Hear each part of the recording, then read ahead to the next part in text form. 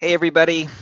Thank you all so much for those of you that have joined us a little bit early here. We're going to give everybody just a quick minute to get logged in, get their audio set up. If you could just give me a thumbs up emoji or one of the little emojis there on the screen so that I can know you can hear me okay.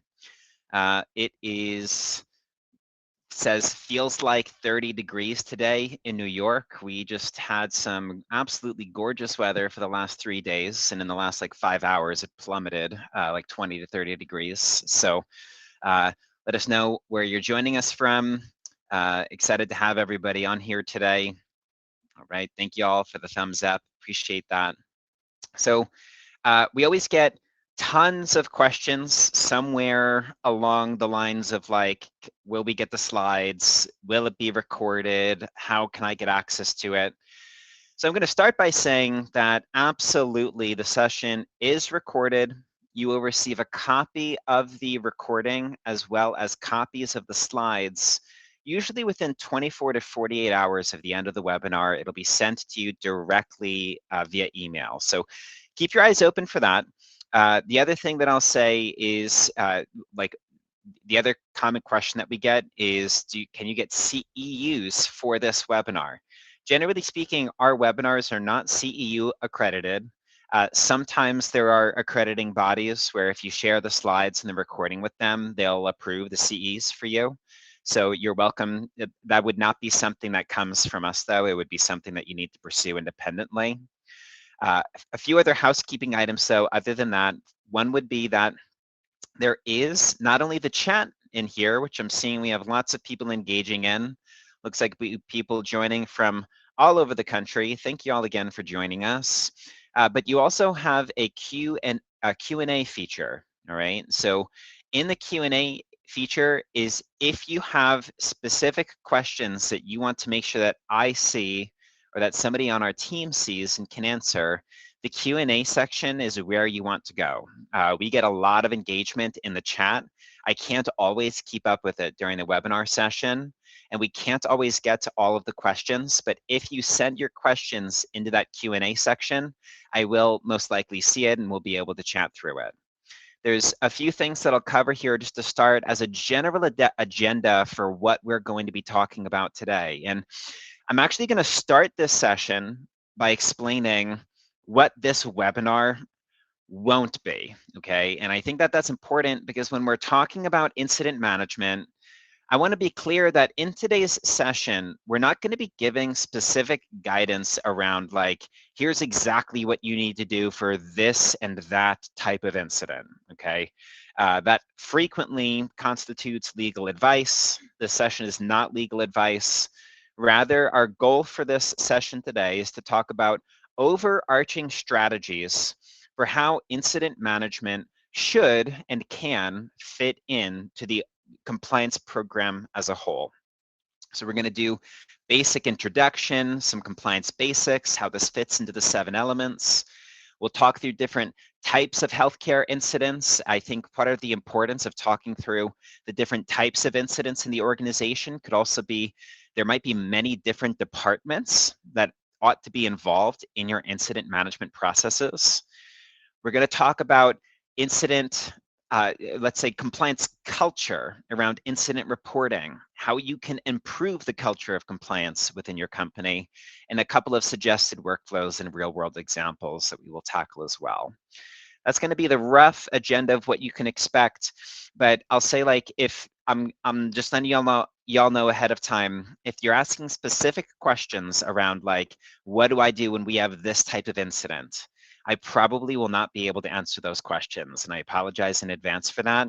But my hope and my prayer for this session is that you're able to kind of get some good strategies that you can apply to your overarching process and your administration and governance of the compliance program as it concerns incidents. So with that being said, as a rough agenda, for those of you that may or may not know anything about Compliancy Group, our company has been around for about 20 years.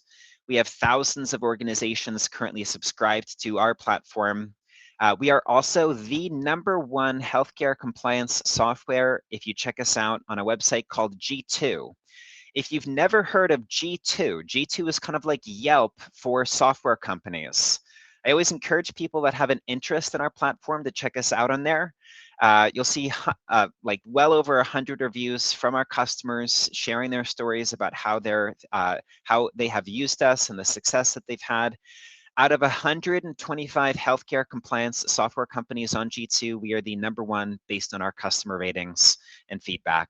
So with that said, my goal with this is not to give ourselves a pat on the back. My goal is just to say, like, we've been doing this a long time.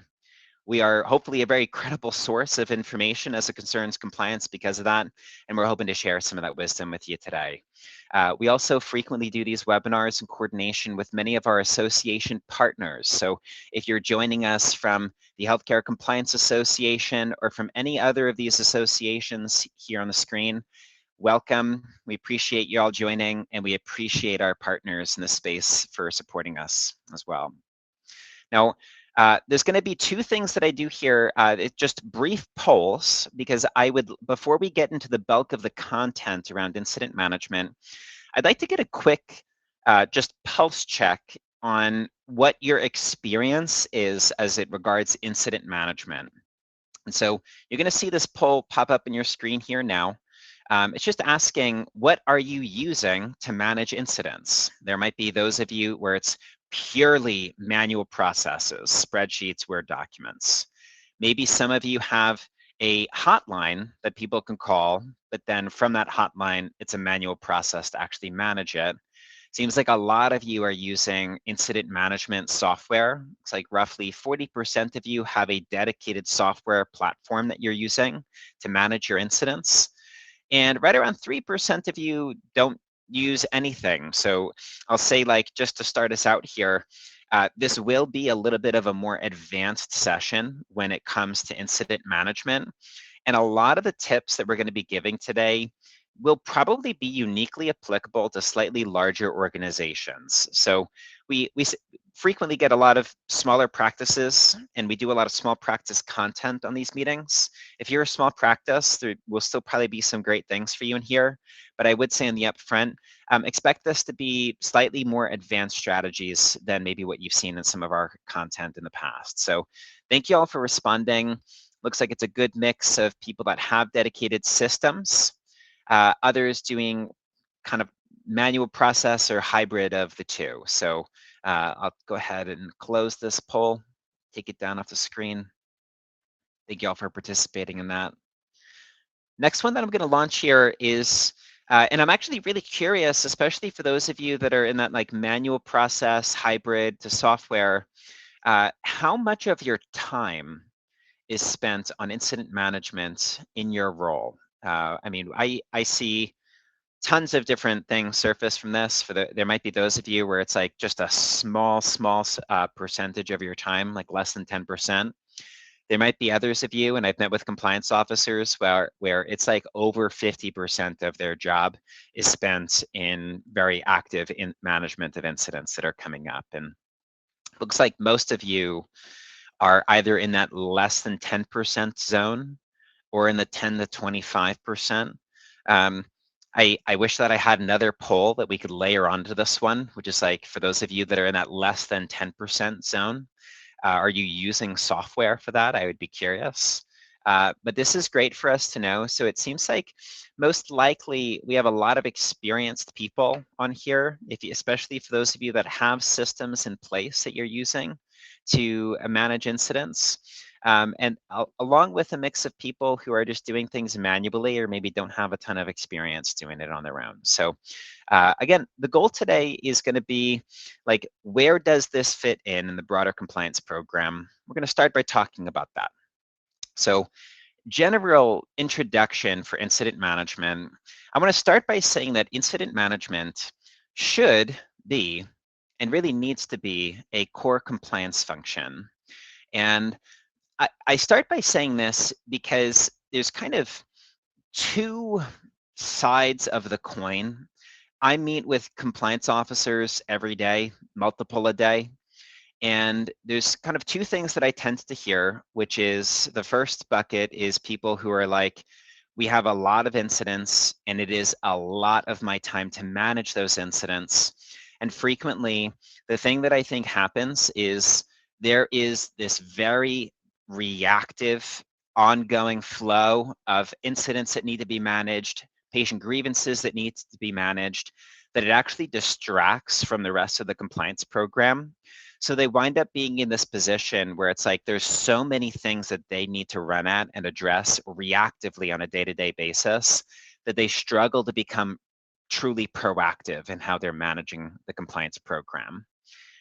The other bucket, I would say, is maybe like equally problematic, but I meet also with compliance officers where they are doing a really good job when it comes to some of the core compliance functions, especially as it concerns like governance under the 7 elements, policies, training, responsibilities.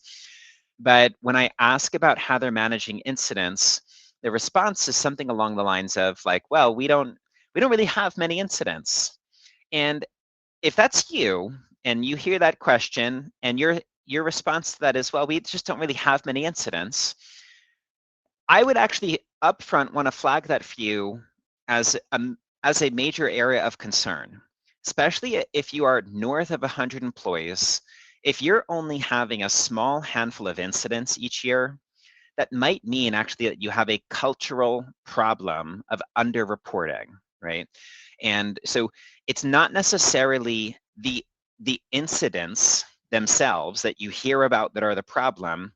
For most organizations, the biggest area of risk that you have is the incidents that you're not hearing about, that you don't have the opportunity to address. And so as we talk about how this intersects into some of these other components, when you look at the 7 elements, you can find areas where incident management interfaces into all 7 elements. Most people think that incident management, most particularly, of course, lives in element 6, responding to detected offenses and corrective action plans. But incident management, your processes around it should also be embedded in your policies. There should be clear leadership and oversight assigned so people know who to go to when it comes to incidents that take place. Clear training and education for your employees around what they do. Number 4, effective lines of communication is something that's frequently cited by the CMS, not only for your communication to your employees, but also for how your employees communicate with you. Is it easy for them to notify you of an incident? Can they do so anonymously? All of those types of things can factor into risk assessment, can factor as well into things like enforcement. Somebody does something that leads to an incident. What are the consequences for violating those types of policies in your organization? Are there incentives as well for good behavior, for modeling the right actions that should be taken? So I want to introduce it this way because with those 2 options that I mentioned before, the incident management is like all of what I do, so I don't have time to focus on these other things. And then we don't have very many incidents. If you're like on those polar ends of the spectrum, I would say that like the ideal situation for you is that you get to a place where you're proactively running at your risks within the organization to reduce the number of incidents that you're hearing about, because you might have an over-reporting problem. But then for those of you that are in that area where it's like, well, we only have like 2 or 3 incidents a year, it's not a big deal. You should actually focus on thinking about how can we encourage people to report more, right? How can we make sure that we're actually hearing about these things? And what are we doing across each of these 7 elements to prioritize that? That's going to be really, really important as you're thinking about these things. We are going to talk a lot more about this later as we talk about culture of compliance. Now, you'll see some of the data here on the screen, but I think that you think through like all of the different types of healthcare incidents, which we'll talk through in just a second. You have things like HIPAA privacy and security breaches. Roughly 1.1 or 1.2 million is the average OCR enforcement penalty as of today following a HIPAA breach and an audit with a fine. Statistically speaking, roughly 400,000 preventable patient harm events per year. So when you think through proactive incident management, that's what we're talking about when we say you can't just be reactive to things. There has to be proactive measures to be mitigating those risks to begin with, and it overlaps and interfaces directly into patient care. This one I thought was interesting, which is that statistically speaking, 3.1 per 100 of your employees will experience injury in the workplace. And then you have False Claims Act penalties ranging from things like fraud, waste, or abuse, right? There are so many different types of incident categories. Every organization as well. I'm going to talk through some of the different types of incidents and how you can think about some of these things. But I'll start by saying that like you might have very unique things that you need to track as a company because of county, state, federal requirements and funding requirements that you have, especially if you're a nonprofit. If you are accredited through CARF, Joint Commission, or any of the other accrediting agencies, there's frequently external reporting requirements that you need to follow with them. And sometimes they define incidents slightly differently. But generally speaking, the kind of four main buckets that we see our customers dealing with, there are many more, but the four that I would maybe categorize and flag, especially based on the data that we were just talking about, is you can have everything from privacy and security incidents to safety violations to clinical and quality incidents, and then down to very, let's say, broad generic patient grievances and complaints. I'm focusing on these four things to start because, again, in my conversations with compliance officers, one of the common challenges is that when you think about incident management, there can be all of these silos where incidents get routed to. And so privacy and security issues, well, there's an inbox where they can reach out to this person to report issues like that. That's for HIPAA stuff. For safety violations, there's this link and this form, and they need to notify this person.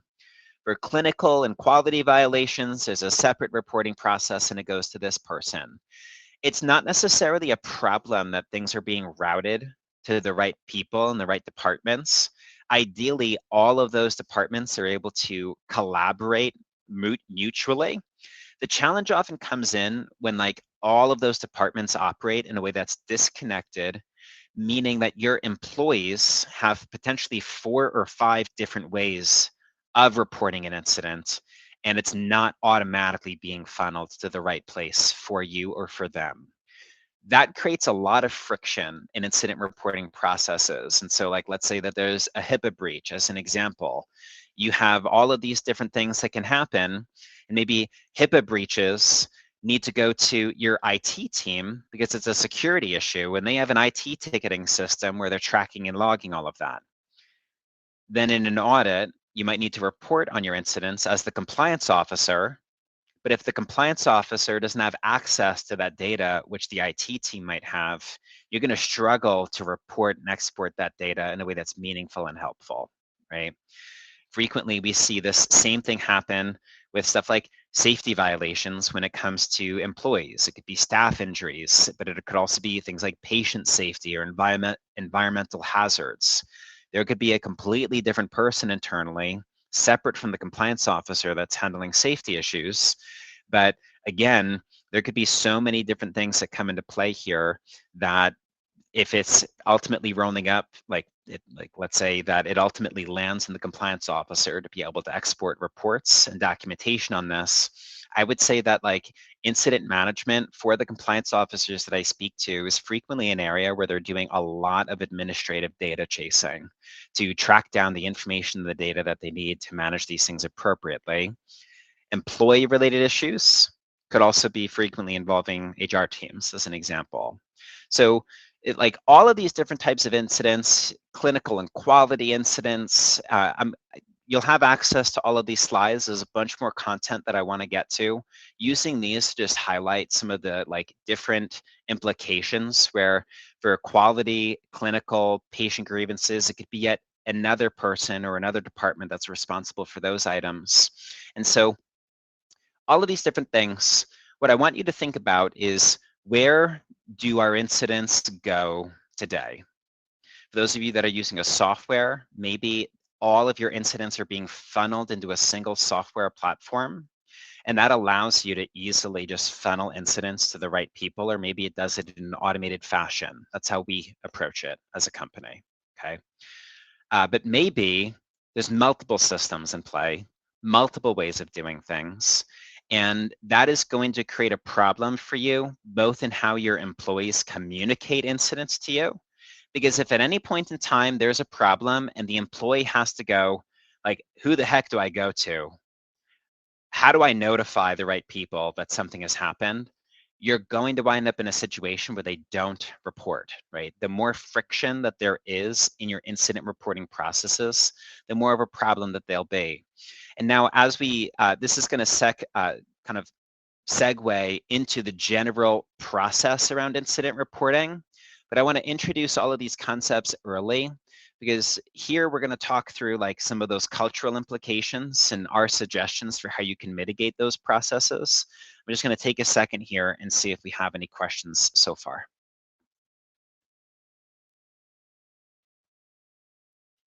All right. So, Monica, you asked a great question. How many incidents would be a normal number for a small practice with 3 employees?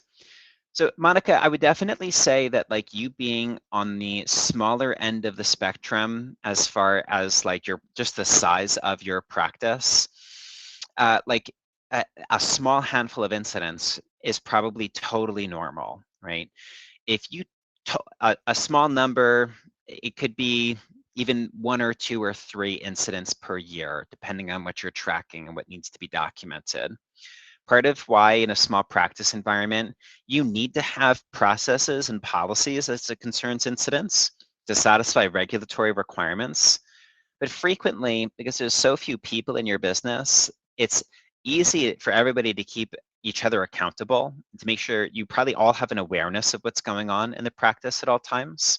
So I would say that like maybe what I said before, if you have like only very few incidents, it might not be a concern for you, but that's only because you're a very small practice, right? For a lot of the larger groups that are on here, if you were over 100 employees and you told me that you only had like 2 or 3 incidents per year, I'd say that that's a major area of concern.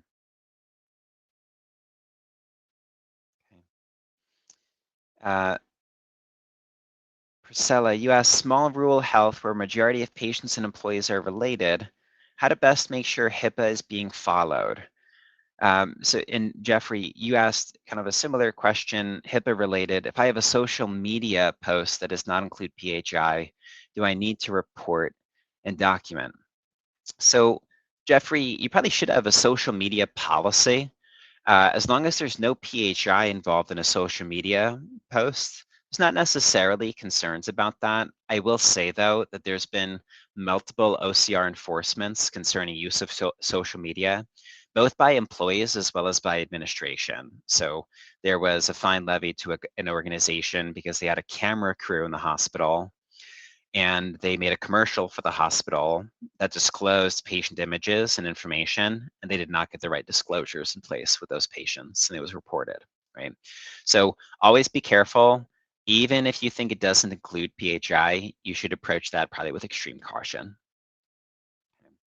And Priscilla, your question around like making sure that HIPAA is being followed, I'll maybe have somebody in our team circle back to you on that. I think that it's going to greatly vary based on the processes that you have in place today. You have a unique environment as well, where it's a small rural health environment where a lot of people can be related, family, friends. And so I'm going to have somebody in our team follow up with you, maybe for some more targeted feedback on that issue specifically. Okay. All right. So a few things. As we talk about how do you get notified of an incident, sounds like a lot of you have systems in place, either like a software program or a hotline that employees go to for incident reporting. When people tell me that they have a hotline, my next question is always, how many incidents do you have per year coming in through the hotline compared to the other means at their disposal? Most of the time, I don't know why this is, but for a lot of the companies that I speak to, there are some exceptions to this. Most of the companies that I speak to are like, we have barely any that actually come in through the hotline phone number.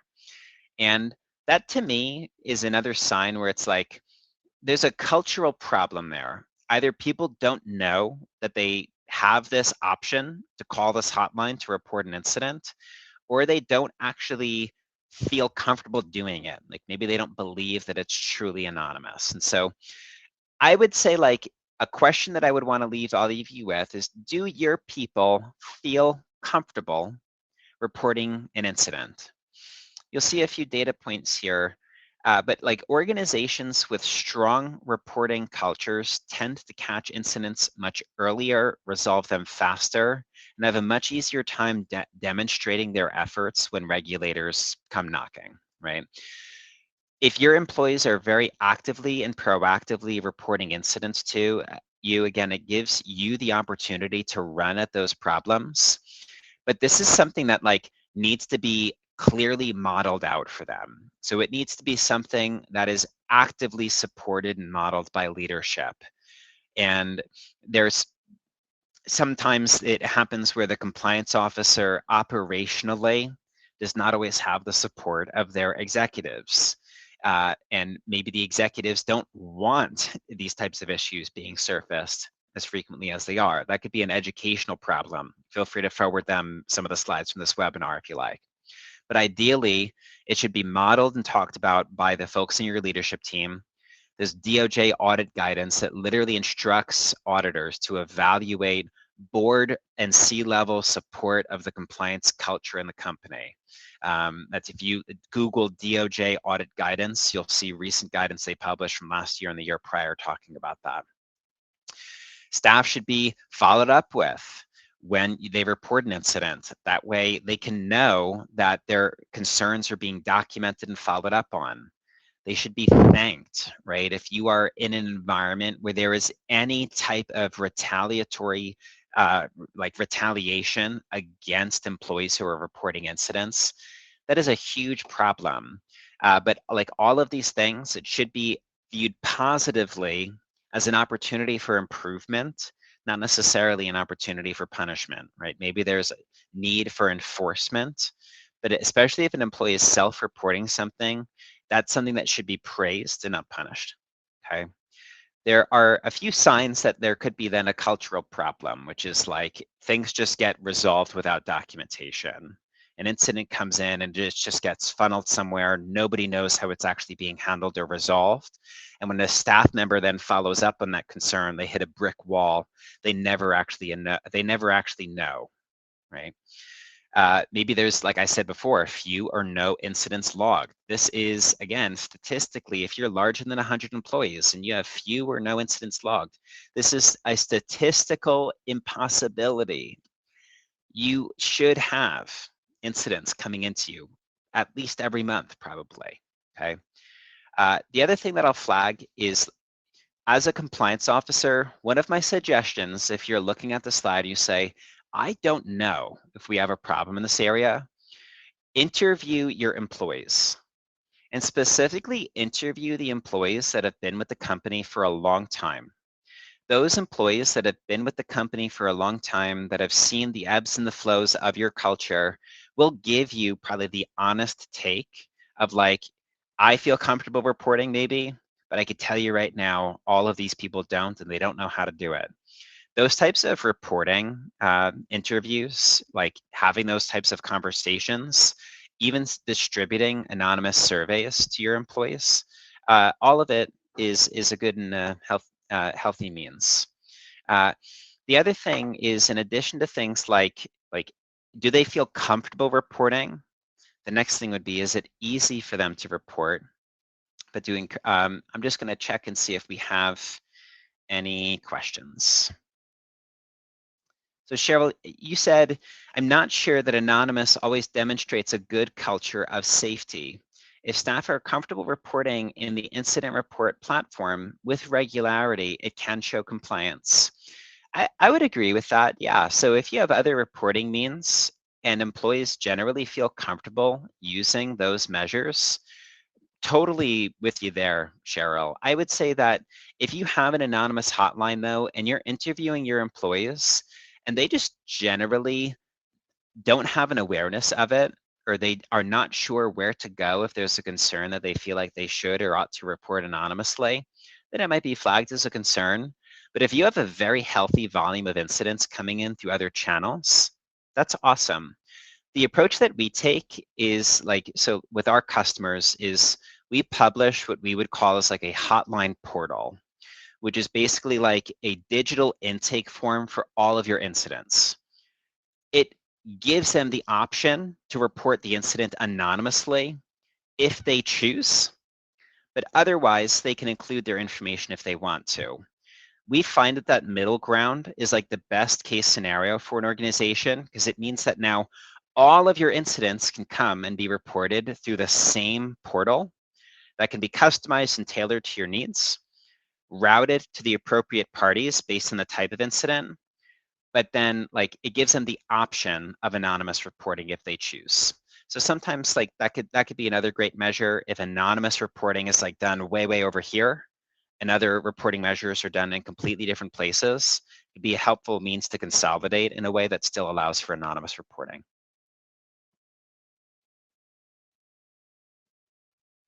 So Jesse, you said fairly confident that retaliation occurring at your company should not be viewed as an opportunity. So I'd be curious what you were referring to there. Part of, I think, what I would be getting at here, when I say that view an incident that is being reported, certainly retaliation against an employee that reports an incident should not be viewed as an opportunity. When I say opportunity, I mean that when we are notified of an incident, we should see it as an opportunity to do better, right? Not as an opportunity to, let's say, like, not as an opportunity to retaliate against the employee or as something that should be like mitigated and tamped down and ignored. My use of the term opportunity there is referring specifically to the fact that by being notified of an incident, you have the opportunity to make it better and to improve the organization as compared to not acknowledging it, right? So my apologies if that was not clear. Now, the other thing, and this gets at what I was talking about before, which is it easy for staff to report an incident? I would say that like, we have it written here, friction is the enemy of reporting. Every layer of complexity that gets added between an employee reporting an incident and the actual logging and intake process of that incident is an opportunity for it to go undocumented. And so ideally, there can be multiple channels that are available to them, or a single channel that'll automatically route the incidents to the appropriate parties as needed, like I was referencing before. So we'll make sure that we get everybody these slides, but it sounds like a lot of you are using some type of an anonymous hotline or an incident reporting form. Sounds like a lot of you also though have great success with employees just coming to you directly. Obviously, if your employees feel comfortable speaking with you directly regarding an incident that took place, that's the best case scenario, okay? But is it easy for them to report? That's another thing where employee surveys and following up on some of that documentation could be really valuable. Okay. Anonymous reporting, we've already had a bunch of dialogue on this because I think it's hard to talk about some of these other components without talking about how they report an incident and are they able to do so anonymously. There's a reason why anonymous reporting is required by OIG, CMS standards, as well as safe harbor requirements.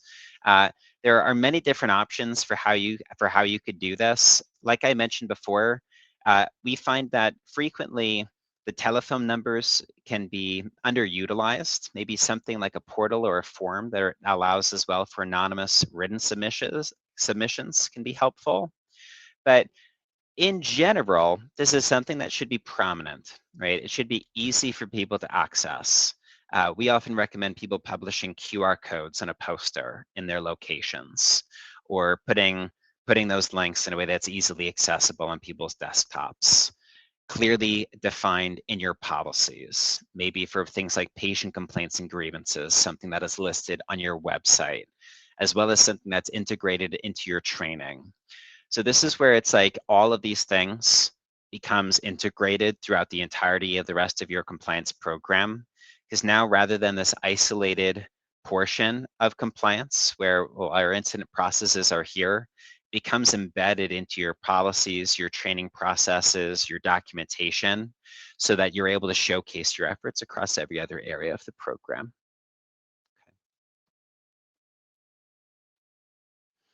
The next thing, we talked about employee reporting. It's frequently what comes up a lot. The other thing would be patience. And your patients, typically, if something goes wrong in their care, they're frequently going to be the first to know about it. So your intake process for things like patient-reported incidents or violations or grievances and complaints should, same thing, be very visible, accessible, and connected to your workflow for incident management. That could be a verbal expression at the point of care, meaning they share directly with a staff member or a supervisor something that they have a concern about that could then be escalated by that employee. Could be a written form that they're able to submit. Could be an inbox, a phone number, like a hotline or another external agencies, right? Frequently, it was probably a better situation to be in where a patient feels comfortable enough to notify you of a problem that they had, that they don't need to go to an external agency like the OCR. Many, many of the HIPAA fines that you see published in years prior, just as an example, stemmed from a patient complaint. That's how a lot of our customers wind up on the OCR's radar. It's not necessarily always as a result of a huge or tremendous breach. It's because a patient had a problem. They felt like it was not handled correctly. And so they went to the OCR or HHS and reported that company to them. There was an example. So Margaret, you just commented on it, delayed access of records. Yeah, so patient right of access violations. It's a huge way that that happens. Doubled the amount of HIPAA fines year over year when they first started enforcing that. Another one is just even like violation of privacy breaches, things like that. There was a small dental practice that responded to a Yelp review, a negative Yelp review that was left for them. And they included details about the patient's care in that Yelp review. The patient reported them to the OCR, right? That practice was fined, I forget, I think it was somewhere in the realm of $100,000. So big fines for things like that.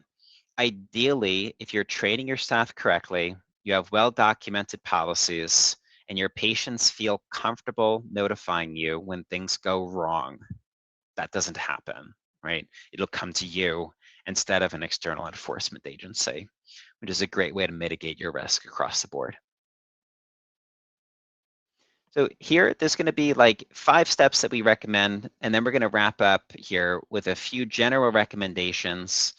I'm taking a quick peek at our Q&A here just to make sure if you have any other unanswered questions.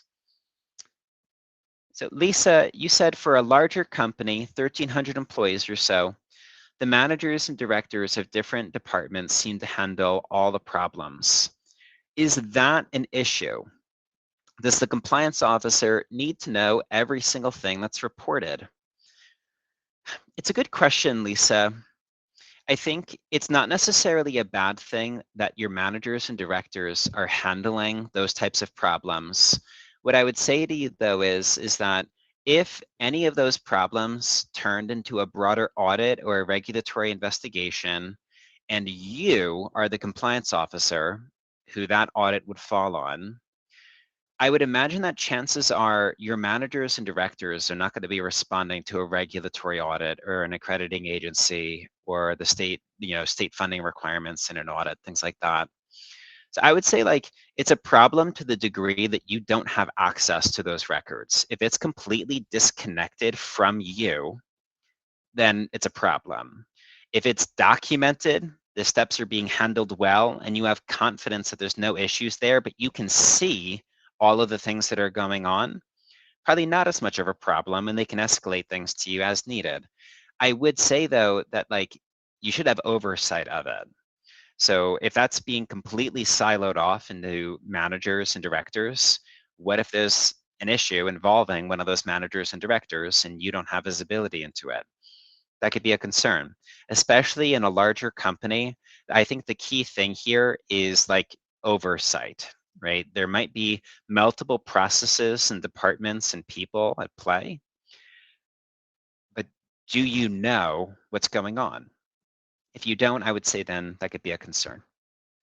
Hopefully that was helpful. Hannah, you said, I'm seeing more posts on LinkedIn where the poster is complaining about something at a practice or their carrier.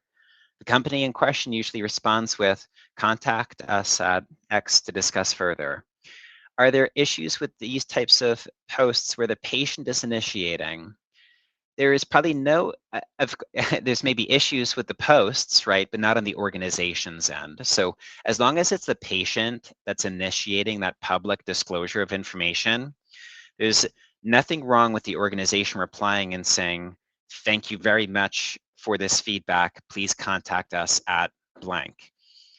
Any other details, though, that are disclosed in a public format should never happen by your organization replying to those posts. Meaning if I reply and even say something like, thank you for coming into the practice today, I see that you dealt with this person. We apologize for that. That stuff should never be happening. Even like mentioning that, using their name, mentioning that they came into the practice, probably shouldn't be done in a public format at all. Taking those things offline, um, I, in this case, it's like you don't want to seem like you're not being transparent. You just don't have the ability to disclose any additional details or have that interaction in a public format. So bringing it back in-house is the way to go, Hannah.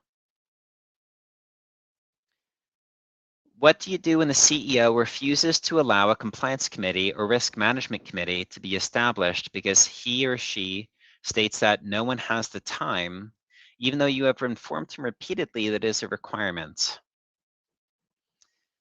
That's a hard situation, Lisa.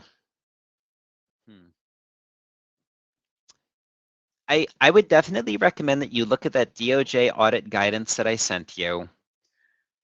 Unfortunately, part of the challenge, and this is why it's like even when you review that DOJ resource, the tone has to be set at the top. And so if you have executive leadership that is refusing to acknowledge problems in the company or refusing to create and implement processes for these things, it is probably an issue. Okay. I shouldn't say probably, it's definitely an issue and it's going to be a challenge. I'll say though, if it helps you feel better, you're absolutely not alone in that. Okay. A lot of the compliance officers that I talk to feel like the things that they're trying to do to improve the company is often a little bit of an uphill battle. And they're coming against leadership instead of being supported by them. I wish it was not that way. We have some content even built around like how to advocate for yourself as a compliance officer, how to make the case for the compliance program internally. So maybe somebody on our team, just anybody on our team who's on the back end of this, if you could just take down Lisa's name, maybe we could get her some of those resources. I think that might help her out. I'm going to take one more question here, and then we're going to go through the rest of the content. What are your thoughts about level of reporting for near misses, making it less time consuming and burdensome for staff with limited time? I would say it depends on what you mean by like time consuming and burdensome and limited time, Isaac. I would say that like to the verbiage that I was using before about opportunities, to me, reporting of a near miss or a potential issue is a great opportunity to make sure that you're proactively training and running at those types of risks within the company. So things like having near miss reporting really just puts you in a much more proactive position as compared to being in a spot where every incident that comes in is a hair on fire moment. So I encourage organizations to adopt a reporting strategy around near misses because of that. If you're like truly in a position though where your staff members are just completely burdened and limited in other areas in time, could be worth considering some way of automating those processes. Or I can tell you our team would love to chat with you about that. But also, maybe it could just be worth adopting a different process for how you handle near misses compared to other types of incidents if you really need to. Okay. 5-step incident response workflow. I think like this is going to be relatively self-explanatory for a lot of you. We have a lot of experienced people on this session, it seems. But obviously, like the initial reception and logging of the incident, think through like where this stuff is. I've met with companies where a lot of their incidents are just tracked in an email inbox. Probably not the best place to house those records because it's going to be challenging to extract those details when you need to in the future. But like once you have received and logged the incident, you then want to do an evaluation of like what is the severity, what is the regulatory exposure, like HIPAA, OSHA, CMS, fraud, waste, abuse requirements. Like who do we need to be worried about from a regulatory agency perspective? And is this something that requires immediate escalation? Once you've done that initial assessment, it's going to be time to actually investigate and do some type of root cause analysis. And when I say root cause analysis, sometimes it's like, as an example, maybe there was a near miss, or maybe there was an issue like a needle stick safety violation with an employee. You want to find out more than just like the employee was being careless. Like, what was the series of events that led up to that? Why did maybe the employee did not follow a specific process that was implemented, or did not have an awareness of the training that they should have received that led to the violation? You want to make sure that you're identifying that actively, gathering that as evidence, interviewing those people, and documenting those findings. Because then once you have a clear viewpoint into we received this, we assessed it, we investigated it, and we identified that this was the main thing that led to this incident happening, it becomes a lot easier to then correct it in the future in a way that's documented. That could be retraining not only that staff member, but if maybe you've identified a process that is broken down in one of your facilities, could be retraining everybody at that facility, publishing a new policy, making sure that there's active education taking place around those things, and that any necessary bodies that need to be notified are notified. Again, there could be any number of external agencies that you need to report incidents to. Every company is different as far as that is concerned. But from then, it's really just a matter of monitoring and closing it out. So any of those corrective action measures should be documented. You should update them then to show that they've been completed. Follow up with the person who's reported. Make sure that all of that is like the loop gets closed at some point. Having generally the way that you want to think of it is like when an incident comes in, there has to be a clearly documented narrative of all of the steps that you took to identify what went wrong, how it was fixed, and when it was closed out. That type of a timeline, kind of call it like the narrative or the story that is associated with an incident, is really important. Just helps you make sure that you're able to support yourself if there's follow-ups. Okay.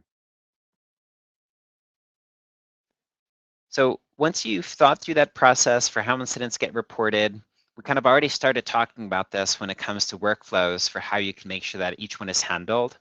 But let's get a little bit more specific here into not just this workflow that you follow, but how you can ensure that like this is clearly understood across the entire organization.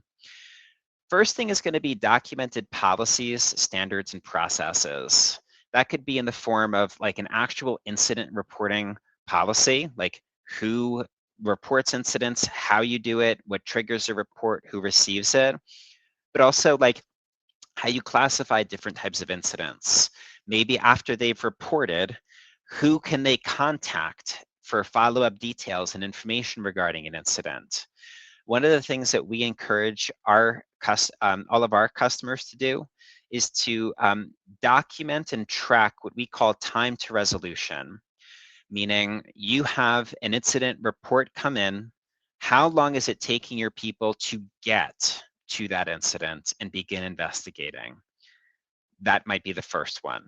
Then for incidents that get escalated, how long is it taking to truly resolve, meaning implementing a corrective action plan, and then monitoring and closing it out? How long is that process taking? Okay, those are all benchmarks that you want to measure yourself against. Should be documented somewhere that like this is our expectation for how we're handling each of these types of incidents when it takes place.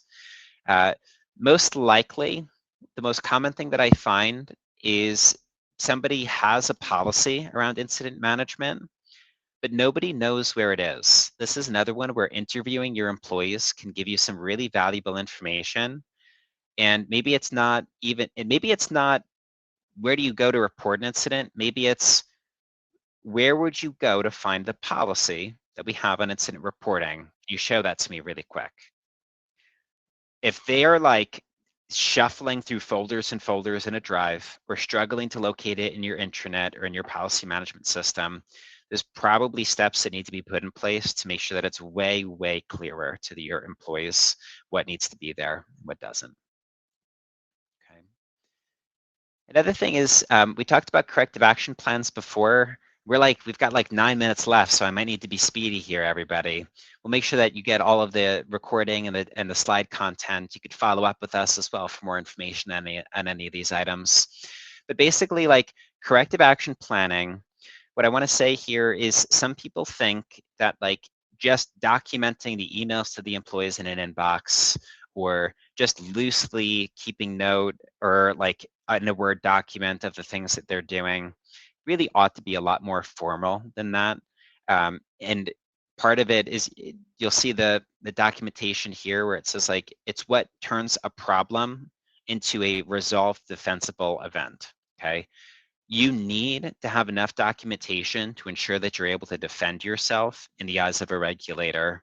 Because part of how the regulators approach this is it's like you can't prevent incidents from happening, you can't prevent a breach from happening, but you can ensure that you have proof of your good faith effort. Okay. Things are going to happen. You will not be bulletproof, but you need to have proof of the things that you're doing to mitigate incidents and prevent them from happening to the degree that you can, and then how you handle them after the fact. Corrective action planning is a really important part of that. And then from there, when you're closing that loop, it might be things like follow-ups, agency notifications that get sent. It's something that like you should make sure anybody that notifies you of an incident is immediately acknowledged, that you're updating them if they've included their information throughout your investigation process, and that you're letting them know what the outcome was. A lot of people sometimes forget about the person who actually reported the incident. That person is really important because that is going to be something that dictates the culture of your company. Okay. If you have employees that are reporting incidents and their feeling is that they're just not being heard, or that they're not being handled, you're going to wind up having a cultural problem because people aren't going to want to report incidents to you. The best thing that you could do is make that person feel so comfortable and so confident in how you're managing that incident that there's no doubt in their mind for how it was being managed. Okay. And no doubt as well when they're speaking with their other coworkers that they would encourage their coworkers to report things also. Okay. Um, time flies when you're having fun. We are like 53 minutes into this, which I can't believe. Hopefully this is all helpful content. In the deck, which will be shared after, there's going to be a few other slides in here that share some real world examples. I'm not going to cover it now because I want to make sure that we can get to a few other questions. There's a lot of content in this deck today. There's specific scenarios in here for breaches, for a safety incident, patient complaint, or a clinical incident. Look through this when you get the deck. If for those of you that just are new to this and are looking for like a practical real world example, that could be a really great resource to look at. At the end of the day, right, you're going to have incidents, but the goal is that you're structuring your compliance program in a way that is helping to mitigate those risks as much as possible. And you have a process for managing the incidents that also protects you as well. For those of you that are interested in learning a little bit more about our platform, I want you to think of Compliancy Group as being like a 7 elements software. We have fantastic functionality for incident management, for incident intake and reporting, for routing, for escalation, for corrective action planning. But we also have really great functionality for then like the policy, the training piece of this, the internal risk analysis piece. If you would like to learn a little bit more, you'll see a button up in the top right of your screen. You could actually schedule some time with our team if you'd like to learn a little bit more about our platform. In general, though, the goal of these sessions is we don't want this to just be a sales pitch. We hope that you get a lot of great education out of this, but we want to give you the option to learn a little bit more and speak with our team if you'd like to. That can sometimes be just a great way to even give you some ideas where maybe you do a demo with our team and they just shows you what's possible when it comes to incident management and reporting and intake. So I'm going to look through just 2 or 3 questions here. Follow me on LinkedIn though. You'll see my email is here. I love getting feedback on these sessions, everybody. So feedback is in like, that could be positive. This is a great session, but it could also be constructive. I really appreciate just general constructive feedback and criticism. It helps both me as well as our team when we're developing this content. So add me on LinkedIn, shoot me an email if you have any questions as well that we can't get to today. Okay. Just going through 1 or 2 more questions here.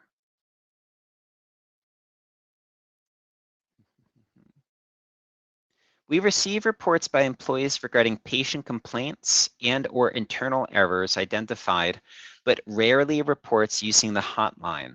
Is this an issue? I would want to dig into this a little bit deeper with you. I only see your initials, which is ZN. I would probably want to have a deeper conversation with you to talk about like what types of incidents are coming in, how they come in, who's handling them.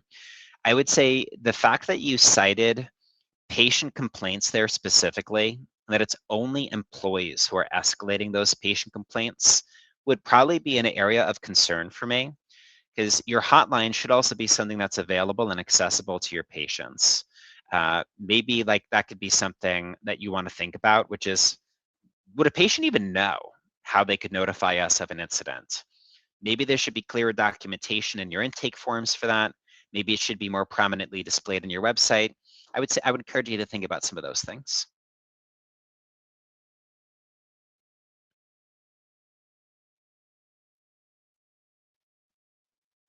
I'm seeing a lot of people who are saying like their employees barely use their hotline. And again, I'm going to say it's not uncommon and it's not always a problem.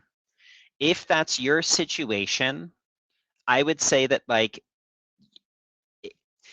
you should ideally have one process that all of your incidents can be funneled up through, okay? The best case scenario is that that incident reporting process allows them to include their information or also allows them to report anonymously if they choose. If they have both options in the same place where they can report an incident, it means that like you'll get a lot more of those reports funneling in and have oversight of the intake process for that, and it'll all be managed then in the same system. If that's not possible though, maybe it's not a concern, maybe it is. It's going to vary based on your environment.